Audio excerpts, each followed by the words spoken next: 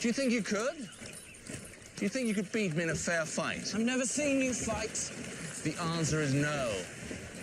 There are 3 men in the kingdoms who might have a chance against me. You're not one of them. For years, fans have been debating which 3 people he meant by this. Now, you can make an argument for several different people. I actually changed my opinion multiple times over the course of making this video. But I'll show you what I came up with. Let me know in the comment section who you think he meant. Before we analyze everybody, I want to highlight that Jaime only says this to Brienne in the show. This line does not occur in the books, so he has to be talking about someone from the show, which rules out a handful of formidable fighters that only appear in the books, such as Strong Belwas, Victarion Greyjoy, Darkstar, Garland Tyrell, and Lyn Corbray. Second, we are not trying to figure out who we think stands a chance versus Jaime. We are trying to figure out who he thought stood a chance against him at that point in time. For example, Khal Drogo is a total stud. Sure, he doesn't wear armor, but even so, many of us would say that he has a fighter's chance against anybody. It's hard not to. He's never been defeated. But Jaime would have no idea who Khal Drogo was, so that rules out someone like Khal Drogo. It also rules out Daario Naharis and probably Qhorin Halfhand. Same with Bronn. Regardless of how good or bad you think Bronn is, or how good or bad you think Jaime thinks Bronn is, it doesn't matter, because at this point in time, Jaime doesn't know who Bronn was, so he couldn't have been referring to him. And here we have Bronn, son of... You wouldn't know him. Let's re-listen to what Jaime says to Brienne. There's a key word in there that we need to take into consideration. There are 3 men in the kingdoms who might have a chance against me. You're not one of them. He mentions 3 people in the kingdoms. I assume he is referring to the 7 kingdoms of Westeros. Since Syrio Forel is from Braavos, I do not think he is including Syrio on his list. I also think we should only look at people that are alive at the time he made the statement. If we interpret it this way, it rules out arguably the best fighter ever, Jaime's idol, Sir Arthur Dayne. It also rules out Gerald Hightower, Robert Baratheon, the Smiling Knight, Duncan the Tall, Daemon Blackfyre, and Aemon the Dragon Knight. So let's take a look at everyone else we have left, starting with the Young Wolf, King of the North, Robb Stark. After the Battle of Whispering Wood, Robb captured Jaime. Jaime tried to get Robb to face him in a one-on-one, a champions battle. Jaime seemed very confident when he made this offer. You fight for the Starks, I fight for the Lannisters. Swords to lances, teeth, nails, choose your weapons. And let's end this here and now. So even though Robb Stark had been proving himself as a strategic military commander, a charismatic leader, and a good fighter in his own right, it is doubtful that he is one of the 3 people that Jaime was referring to. What about fan favorite Oberyn Martell? Jaime had definitely seen or heard about Oberyn in a few tourneys over the years. And although Oberyn performed well, he never won, except for a duel he had, which was just to first blood, after which his opponent seemed to die of poisoning. If Jaime had made this comment to Brienne after seeing Oberyn take down the mountain, I think he may have added a 4th person to his list. But at the time he said this, I don't think Oberyn had done enough to earn a spot on Jaime's list of one of the 3 best fighters outside of himself. Ser Jorah Mormont. Jorah has actually competed one-on-one against Jaime before. He did this at the tourney at Lannisport, which was held to celebrate Robert Baratheon's victory over the Greyjoy Rebellion. As a quick refresher, Balon Greyjoy had tried to break free from King Robert Baratheon, but Robert won. Balon's 2 oldest sons were killed, and Theon was forced to be a ward for Ned Stark. Theon was basically a hostage, although his situation was good enough that he actually always wanted to be a Stark. Anyway, at the tourney, to celebrate Robert's victory, Jorah broke 9 lances on Jaime, and Robert declared him the winner. The thing is, this is joust. What we are trying to figure out here is which 3 people Jaime thinks stand a chance at beating him in a sword fight. So let's take a look at what Jorah has to stand on in terms of fighting up until this point. Jorah was at the Battle of the Trident when Robert defeated Rhaegar Targaryen, and Jorah also helped put down the Greyjoy Rebellion, as I just mentioned. At the Siege of Pike, which is the main battle in the rebellion, Robert's siege weapons created a hole in the wall. Thoros of Myr was the first person through, and Jorah was right behind him. When it was all said and done, Jorah was knighted for his bravery by King Robert Baratheon. But despite all this, there's not enough evidence to lead me to believe that Jaime has reserved a spot on his list for Ser Jorah Mormont. We may as well look at Thoros of Myr since we just mentioned him. Within the last year of Jaime's statement to Brienne, Thoros competed in the melee of 2 different tourneys. At the tourney on Prince Joffrey's name day, Bronze Yohn Royce defeated him. If you don't recall Bronze Yohn Royce, check out the video I did last week which looks at the top 10 tallest men and women in Game of Thrones. When Sansa is at the Vale, she thinks to herself that Bronn Royce is as tall as the Hound, making him 6 feet 8 inches tall. Anyway, back to Thoros and Myr. Later that same year, at the Hands tourney, Thoros wins the melee off-screen.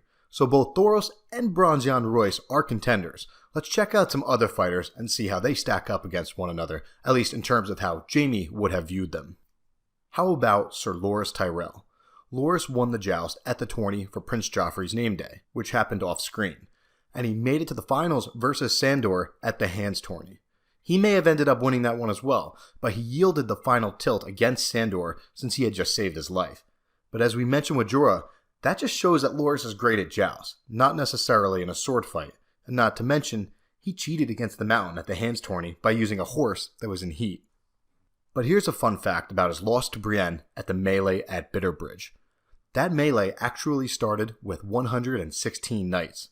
I've seen a lot of fans criticize Loras for not being that good with the sword, and some make a good point. His older brother Garland, for example, who was not in the show, he's a better fighter. But at the end of the day, he came in second place in a melee of 116 people, so Loras is pretty good. Do I think he's good enough for Jaime to put him on his top 3 list? No, I don't. Let's take a look at Brynden Tully, the black sheep of the Tully family, and accordingly known as the Blackfish. When Jaime was very young, he spent a fortnight at Riverrun. At that time, Tywin Lannister and Hoster Tully were considering joining their houses by marrying Jaime to Lysa Tully, who instead ended up marrying Jon Arryn of the Vale. During his stay at Riverrun, Jaime ignored Lysa and followed around the Blackfish like a fanboy. Basically, Jaime did what I would have done.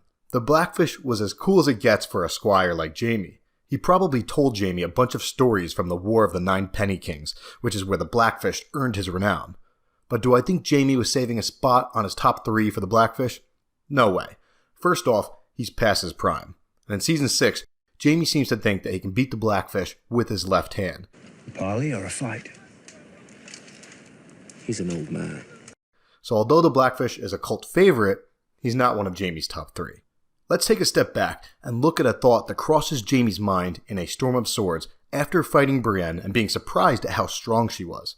He thinks about a bunch of other really strong people in the kingdoms, including another cult favorite, Great Jon Umber. If you didn't see it yet, check out the video I made last week, the top 10 tallest men in Game of Thrones. In that one, I explained that Great Jon Umber is basically 7 feet tall. He is nearly as strong as the Mountain, although a foot shorter. Great Jon Umber would be a challenge for anyone, including the Mountain or Jaime. Nonetheless, this isn't about what I think, it's about what I think Jaime thinks. And at this point, I don't think we have enough evidence to think that Jaime would consider him a threat.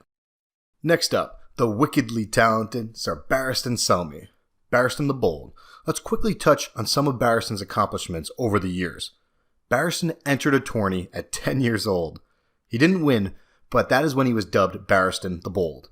Barristan was knighted at 16 by King Aegon V after unhorsing Prince Duncan the Small and Lord Commander Duncan the Tall.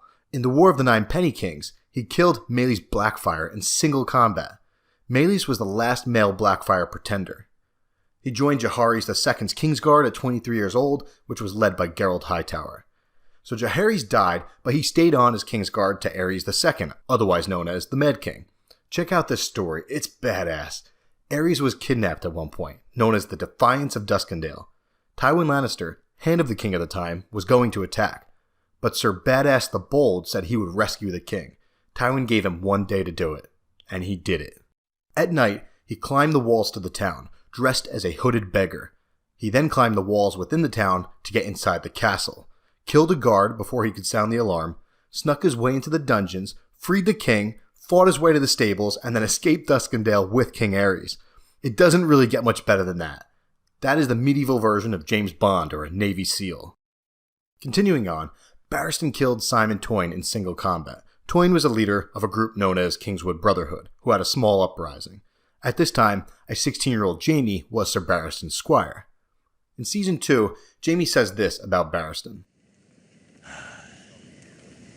He was a painter.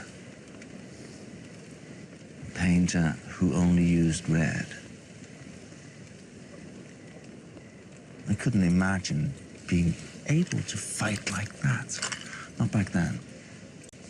And to help him do it, to be a part of something that perfect, don't need to explain how that felt, not you.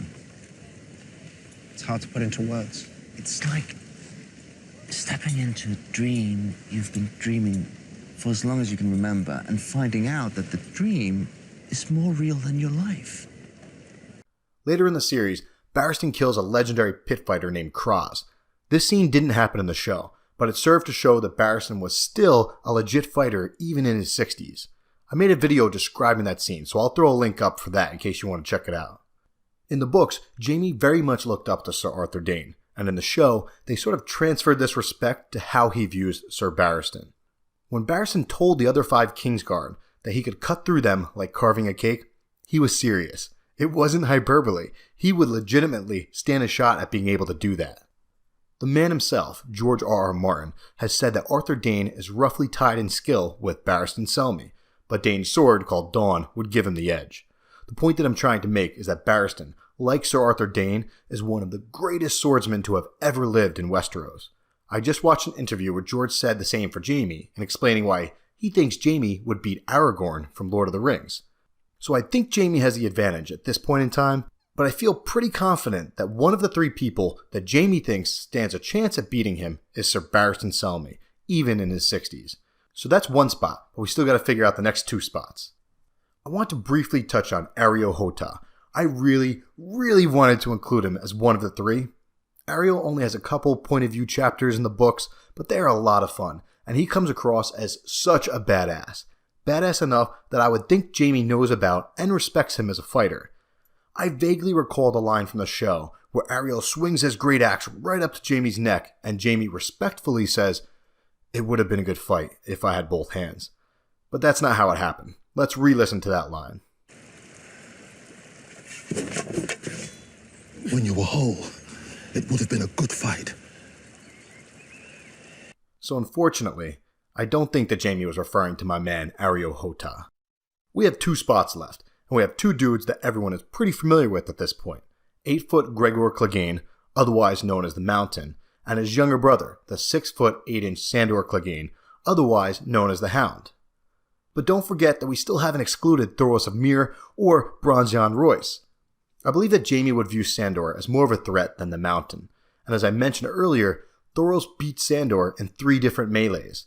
On top of that, Bronzion Royce recently beat Thoros in a melee.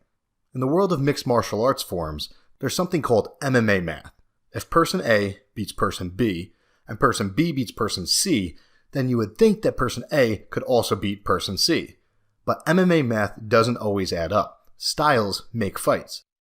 When Thoros of Myr beat Sandor Clegane in those 3 melees, he was using a sword that was lit up by wildfire. That's his MO. Sandor has a huge fear of fire ever since his older brother burned him as a little kid. So I'm not saying that Thoros isn't awesome in his own right, but I think that we need to discount those victories over Sandor. I would wager that Jaime would favor both Sandor and Gregor over Thoros of Myr and Bronzion Royce. So at the end of the day, if he was referring to 3 people alive or dead, I would guess that he meant Sir Barristan Selmy and Sir Arthur Dayne for sure, and then either Robert Baratheon, the Smiling Knight, Rhaegar Targaryen, or Sir Gerald Hightower. But when he said this to Brienne, I'm pretty sure he was speaking about 3 people in the kingdoms who were alive and would stand a chance at him at that point in time. The 3 people who have beat him in tourneys are Sir Jorah Mormont, Sir Loras Tyrell, and Sandor Clegane. But they beat him in jousting, not the melee. So here's my final answer. Sir Barristan the Bold, the Hound, and the Mountain. This is just an opinion. From the research I've done, it seems to be the most popular opinion out there on various forums over the years, but let me know in the comments which 3 fighters you think Jaime meant. And if you feel like it, make a list of who you think the top fighters are. I'm going to be doing a video on that in the next few weeks. But that's it for now, so this is Kev. I'll talk to you soon. I'm out.